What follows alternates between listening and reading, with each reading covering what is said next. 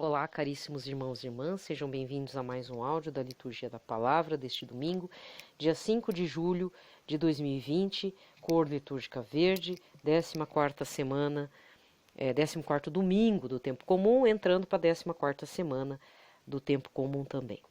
Segunda semana do Saltério para aqueles que fazem Liturgia das Horas. Se não fosse domingo, seria dia de Santo Antônio Maria Zacarias. Vamos para o sinal da cruz. Pelo sinal da Santa Cruz, livrai-nos Deus Nosso Senhor de todos os nossos inimigos. Em nome do Pai, do Filho e do Espírito Santo. Amém. A primeira leitura de hoje está em Zacarias 9, versículos de 9 a 10. Profecia de Zacarias. Assim diz o Senhor: exulta a cidade de Sião, rejubila a cidade de Jerusalém, eis que vem teu rei ao teu encontro, ele é justo, ele salva, é humilde, vem montado num jumento, um potro, cria da jumenta. Eliminará os carros de Efraim, os cavalos de Jerusalém, ele quebrará o arco de guerreiro, anunciará paz às nações, seu domínio se estenderá de um mar a outro mar e desde o rio até os confins da terra. Palavra do Senhor. O salmo responsorial de hoje está no 144, com o refrão: bendirei eternamente vosso nome, ó Senhor. Ó meu Deus, quero exaltar-vos, ó meu Rei, e bendizer o vosso nome pelos séculos. Todos os dias haverei de bendizer-vos, hei de louvar o vosso nome para sempre. Bendirei eternamente o vosso nome, ó Senhor. Misericórdia e piedade ao Senhor, ele é amor, é paciência, é compaixão. O Senhor é muito bom para com todos, sua ternura abraça toda a criatura. Bendirei eternamente o vosso nome, ó Senhor. Que vossas obras, ó Senhor, vos glorifiquem, os vossos santos com louvores vos bendigam. Narre a glória e o esplendor do vosso reino, e saibam proclamar vosso poder. Bendirei eternamente o vosso nome, ó Senhor.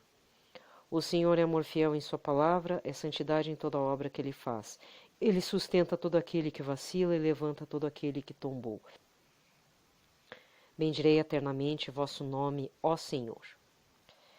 A segunda leitura está em Romanos 8, versículos 9 e depois do 11 ao 13. Carta de São Paulo aos Romanos.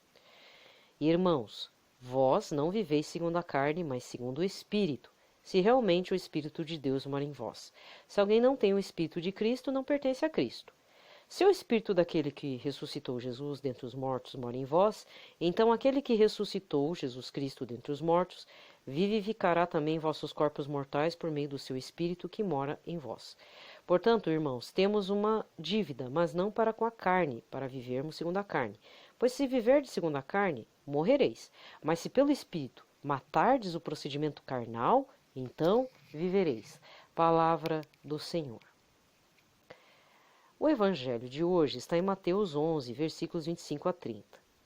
Naquele tempo Jesus pôs-se a dizer: eu te louvo, ó Pai, Senhor do céu e da terra, porque escondeste essas coisas aos sábios entendidos e as revelastes aos pequeninos.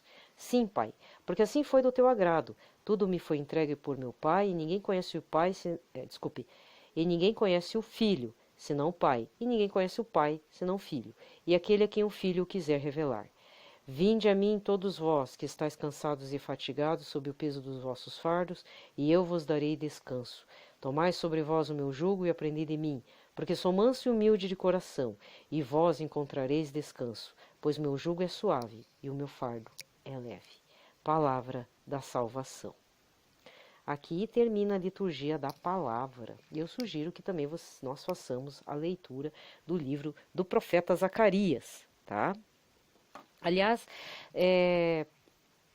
os livros, tanto do profeta Amós quanto do profeta Zacarias, estão os livros mais próximos, assim, são os últimos do Antigo Testamento, e estão próximos já dos evangelhos, né? Quem tem, claro, toda a Bíblia é completa, mas às vezes você tem só o evangelhário, por exemplo, né? Seja de bolso, seja só o evangelho. Existem algumas publicações assim. Mas é sempre bom ter ele completo, por causa dos Salmos, do Livro da Sabedoria, Eclesiastes, Eclesiástico, né? Isso é muito importante. Mas tem os profetas. E os profetas, eles têm um contexto, alguns têm um contexto histórico.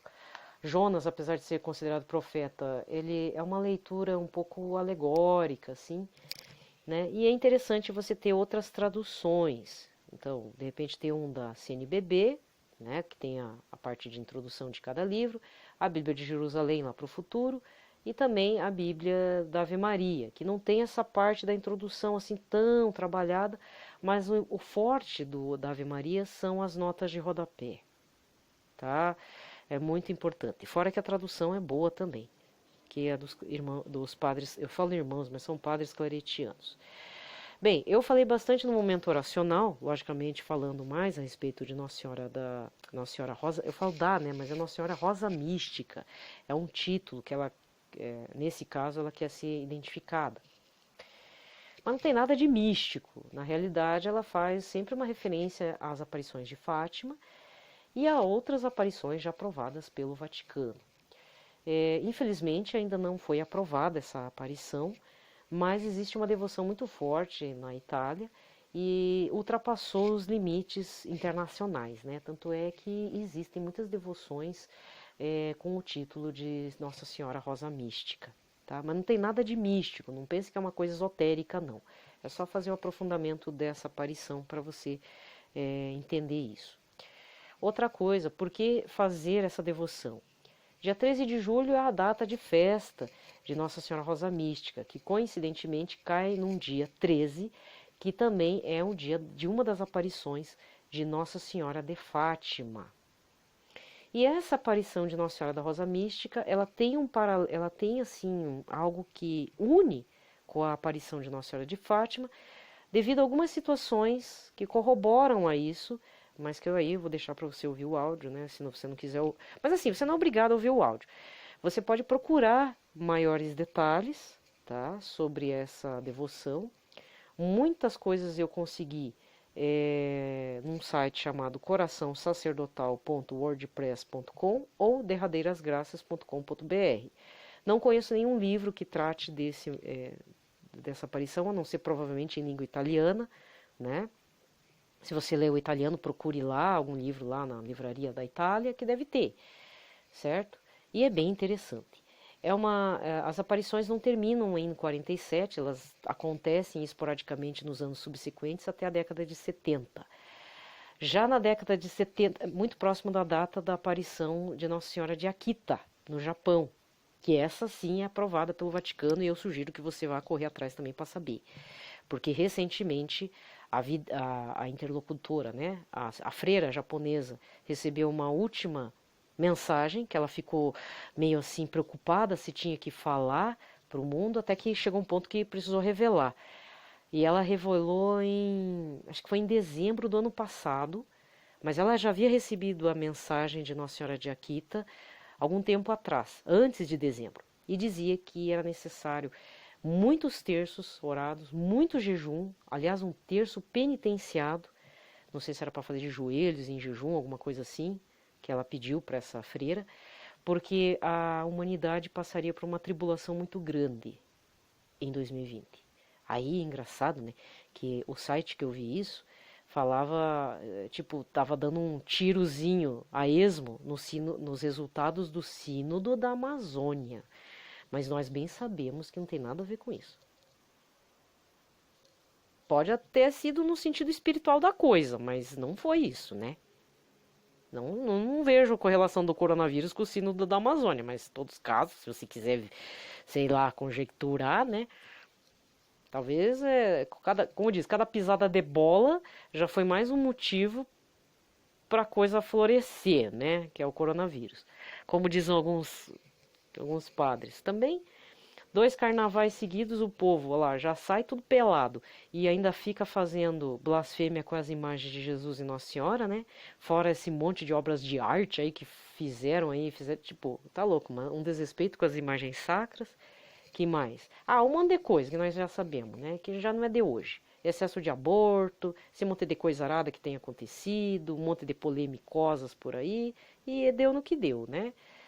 Tudo por culpa da gente. Fora que desacralizamos todo o rito da missa, toda a nossa ida para a missa, a gente é tido, quem vai para a missa devotamente é tido como besta, como louco, como isso, como aquilo, como idiota, né? É tratado como retardado. Aí o que acontece? Agora cada um que se vire para dobrar seu joelho em casa. Ai, hoje eu tô afiada, gente. Eu tô num mau humor que você não tem noção. Acabei de gravar o áudio. Aliás, nem ouça mesmo meu áudio do momento oracional, tá? Não ouça mesmo, porque o que eu falei lá foi de quebrar o caroço. Eu falei um monte de coisa. É, que revolta, né? Mas no final, eu desconfio, sabe? Que a gente vai ser que nem lá os. Como é que é? Que Deus Todo-Poderoso lá no Antigo Testamento escolheu no final 300 pessoas, 300 guerreiros fiéis a Deus. É esse exército que vai retomar, né, o poderio lá, que até então as forças de Israel tinham perdido. Que são 300 perto de uma montoeira de pagão, né? É mais ou menos assim que vai acontecer. Gente, então tá. Um ótimo domingo, uma ótima semana. Se você quiser ouvir, fique à vontade. Mas se não quiser, não precisa. Procure você informações sobre as aparições de Nossa Senhora Rosa Mística. Vale muito a pena, tá bom? Um abraço a todos. Paz e bem.